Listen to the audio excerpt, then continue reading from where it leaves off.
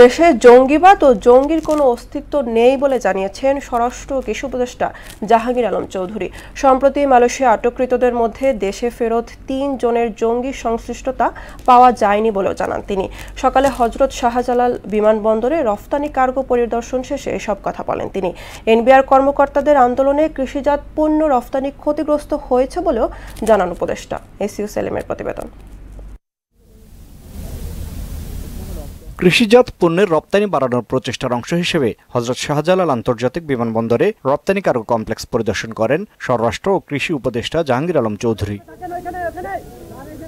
সংক্ষিপ্ত ব্রিফিং উপদেষ্টা জানান, মালয়েশিয়া ফেরত ৩ জনের সাথে জঙ্গি সংশ্লিষ্টতা পাওয়া যায়নি। দেশে বর্তমানে জঙ্গিবাদের অস্তিত্ব নেই বলেও জানান তিনি। ওখান থেকে ৩ জন যারা আসছে তাদের মেইনলি ছিল যে তাদের যে কি বলে ওই ভিসার যে মেয়াদ উত্তীর্ণ হয়ে গিয়েছে।